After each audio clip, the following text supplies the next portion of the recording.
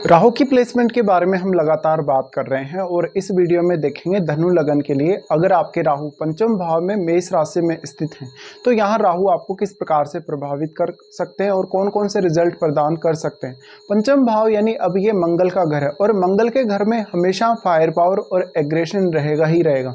ऐसी कंडीशन में अगर राहु आपके चार्ट में यहाँ स्थित है तो वो इनइक्वालिटीज़ को काफ़ी ज़्यादा इंक्रीज करेगा। इस प्रकार का राहु वर्तमान में जो AI का ज़माना है उसके लिए बहुत ही ज़्यादा बेस्ट साबित होगा।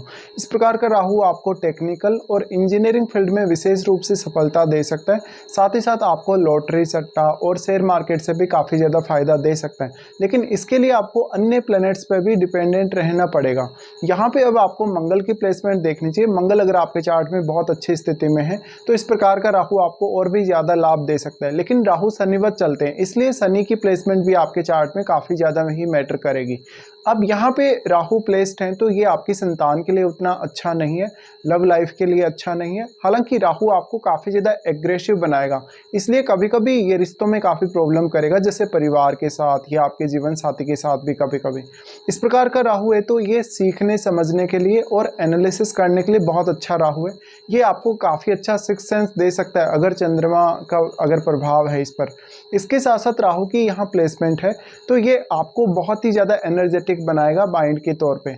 इस प्रकार का राहु आपको हर प्रकार की कंडीशन से निपटने में सक्षम बनाएगा, लेकिन यहाँ आपकी जो एक्सपेक्टेशन है कहीं ना कहीं पर किसी भी पर्टिकुलर काम को लेके वो बहुत ज़्यादा हाई रह सकती हैं। ऐसे में आपको बहुत ज़्यादा एग्रेशन के साथ साथ बहुत ज़्यादा गुस्सा आना और बहुत ज़्यादा शॉर्ट टेम्पर्ड होना जैसे स्थितियों का सामना करना पड़ सकता है। राहु यहाँ प्लेस्ड हैं तो ये फॉरेन सेटलमेंट के लिए या फॉरेन टूर के लिए बहुत ज़्यादा अच्छा साबित हो सकता है। इस प्रकार का राहु आपको अर्निंग के बहुत सारे स्रोत दे सकता है, लेकिन आर्थिक रूप से आपके जीवन में कभी भी स्टेबिलिटी नहीं आ सकेगी अच्छे से। अब यहाँ फिर आपको देखना होगा कि राहु के साथ यहाँ कोई ग्रह स्थित है या नहीं, क्योंकि अगर राहु के साथ मान लीजिए यहाँ कोई ग्रह स्थित है तो वो ग्रह अब आपके चार्ट में जिन जिन भावों का स्वामी है उन भावों के लिए भी आपको निर्णय लेना और सोचना समझना और एनालिसिस करना आसान होगा। इस प्रकार का राहु आपको काफ़ी ज़्यादा टैलेंट देता है और आपको काफ़ी अच्छी क्रिएटिविटी भी प्रदान करता है, लेकिन ये मुख्य तौर पर उन कार्यों के लिए अच्छा नहीं है जहाँ पर आप काफ़ी स्लो डिसीजन लें या बहुत ही कम आपको सोचना पड़े। इस प्रकार का राहु कहीं ना कहीं आपको काफ़ी तेज़ी से आगे बढ़ने के लिए प्रेरित करेगा, तो ये आपके प्रोफेशन के लिए भी काफ़ी अच्छा साबित हो सकता है। लेकिन यहाँ इस तरीके का राहु आपको काफ़ी लालची बनाता है।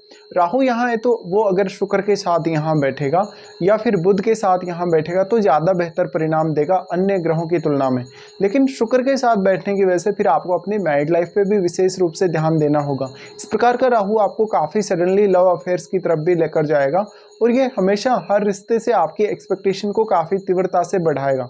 इस प्रकार का राहु पहली संतान में विशेष रूप से दिक्कतें देता है, बाद में हो सकता है आपका संतान के साथ बहुत बेटर रिलेशनशिप हो। राहु की इस प्रकार की प्लेसमेंट आपके इंडिविजुअल ज्ञान के लिए, बुद्धिमत्ता के लिए बहुत ही अच्छी साबित हो सकती है। इसके साथ साथ आप लेकिन कंसंट्रेट नहीं कर सकेंगे, कंसंट्रेशन में आपको प्रॉब्लम जरूर होगी। अगर आपके चार्ट में मान लीजिए चंद्रमा भी अच्छी स्थिति में नहीं है तो ऐसे में आपको अपने आप को कंसंट्रेट करने में और भी ज़्यादा दिक्कतें रहेंगी। शुरुआती एजुकेशन में इस प्रकार का राहु काफ़ी ज़्यादा व्यवधान लाता है, भले ही बाद की एजुकेशन बहुत ज़्यादा अच्छी होती है आपकी। लेकिन इस प्रकार का राहु आपको संतान के पर्पज से या आपके हायर स्टडीज़ के पर्पज से विदेश यात्रा या फिर विदेश में सेटलमेंट दे सकता है। इसके साथ साथ लेकिन ये कभी कभी मैरिड लाइफ में बहुत ज़्यादा प्रॉब्लम लाएगा जब मंगल के साथ स्थित होगा या इवन अगर शुक्र के साथ भी स्थित होगा। इस प्रकार का राहु आपको अगर बुध के साथ स्थित हो तो ज़्यादा बेहतर परिणाम दे सकता है अगर आपको कोई बिजनेस वगैरह करना है। फिर यहाँ पे सबसे बड़ा रोल आ जाता है राहु के एस्पेक्ट का। राहु सबसे पहले आपके नवम भाव को एस्पेक्ट करते हैं। नवम भाव आपका सूर्य का घर है। सूर्य का घर होने की वजह से यहाँ पिता के साथ उतनी अच्छी नहीं बनती आपकी और अपने गुरुजनों के साथ भी कभी कभी। लेकिन ऐसा राहु आपको विदेशी संस्कृति या विदेशी जो धर्म है उनके प्रति बहुत ज़्यादा अट्रैक्ट करता है। दूसरी संस्कृतियों के साथ आपके समायोजन के लिए आपको प्रेरित करता है, साथ ही साथ बहुत ज़्यादा फैशनेबल रहने के लिए भी प्रेरित करता है। नवम भाव पर इनका प्रभाव होने से आपको घूमना फिरना और बहुत ज़्यादा कुछ नया लाइफ में करना, बहुत ही ज़्यादा इनोवेटिव चीज़ें करना बहुत ज़्यादा आपको पसंद आएगा। राहु यहाँ है तो टेक्निकल तौर पे आप कितना ज़्यादा स्ट्रॉन्ग हो सकते हैं, इसके लिए भी आपको बहुत ज़्यादा मेहनत करने की आवश्यकता नहीं होगी। इस प्रकार का राहु आपके माइंड को काफ़ी ज़्यादा तेज़ बनाता है, इस वजह से आप रणनीति बनाने में माहिर होते हैं। कभी कभी आप दूसरों का माइंड रीड करने में भी बहुत ज़्यादा सक्षम होते हैं। फिर यहाँ राहु एस्पेक्ट करते हैं आपके 11वें भाव को। 11वें भाव पर अब जो दृष्टि पड़ रही है है, इसमें राहु के साथ बैठे हुए ग्रह का रोल बहुत ही ज़्यादा महत्वपूर्ण होगा, क्योंकि राहु के साथ बैठा हुआ ग्रह अपनी क्वालिटीज़ को बहुत ज़्यादा इंक्रीज होते हुए देखेगा। अब वो ग्रह इतना ज़्यादा सक्षम है कि वो केतु को तो प्रभावित कर ही सकता है। वो ग्रह आपके चार्ट में जिन जिन भावों पर भी दृष्टि डाल रहा है उन भावों को काफ़ी स्ट्रांगली प्रभावित करेगा।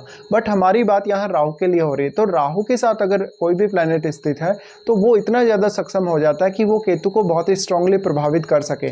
वैसे तो राहु का एस्पेक्ट भी है आपके केतु पर, लेकिन राहु और केतु के मध्य 180 डिग्री का एंगल है जो हमेशा हर कंडीशन में बना हुआ रहेगा, इसलिए राहु एक सीमा तक ही केतु पर प्रभाव डाल सकते हैं।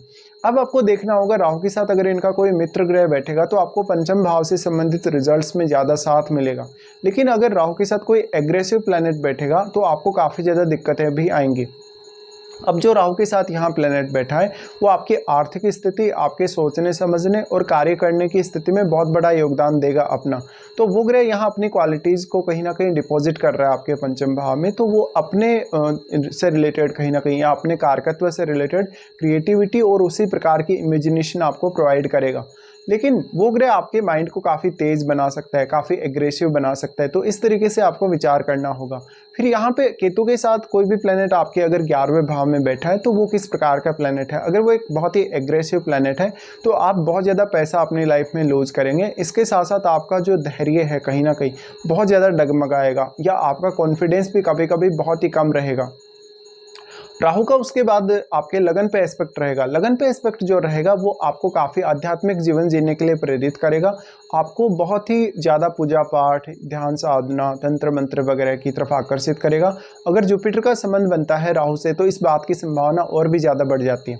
फिर राहु जो लगन को एस्पेक्ट कर रहे हैं वो आपको काफ़ी तेज़ तर्रार बनाते हैं, पर्सनैलिटी को बहुत ज़्यादा अच्छा बनाते हैं और आप काफ़ी ज़्यादा शो ऑफ भी करेंगे अपनी लाइफ में। तो आपको हमेशा दिखावा पसंद होगा। अगर जुपिटर का एस्पेक्ट है आपके लगन पे तो कुछ हद तक आपको रिलीफ मिल सकता है। यहाँ पे राहु आपको दूसरों की नज़रों में बहुत ज़्यादा अच्छा बनाता है और आप हमेशा खुद को बहुत सही साबित करने में लगे रहते हैं।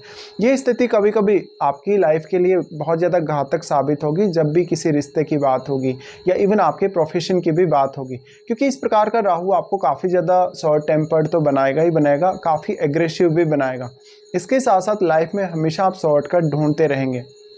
राहु का जो दृष्टि लगन पर है, अब लगन में देखिए कोई भी प्लैनेट स्थित है या नहीं, क्योंकि लगन में अगर कोई भी प्लैनेट स्थित है तो राहु उस ग्रह पर भी अपना काफ़ी स्ट्रांगली प्रभाव डालेंगे। इसके साथ साथ आपके पंचम भाव में राहु के साथ अगर कोई अन्य ग्रह स्थित है तो उस ग्रह का प्रभाव भी आपके लगन पर हो सकता है। इसके अलावा आपको देखना होगा वास्तव में राहु की महादशा या राहु के साथ बैठे हुए ग्रह की महादशा आपको है या नहीं, क्योंकि अगर आपको मान लीजिए राहु की महादशा नहीं है तो राहु के साथ बैठे हुए ग्रह की महादशा इस जीवन काल में हो सकती है, और वो पर्टिकुलर महादशा आपको कौन से एज पीरियड में स्टार्ट होने वाली है ये भी आपको देखना चाहिए। तो इस प्रकार के कुछ रिजल्ट्स रहेंगे जब भी आपके धनु लगन के चार्ट में राहु पंचम भाव में स्थित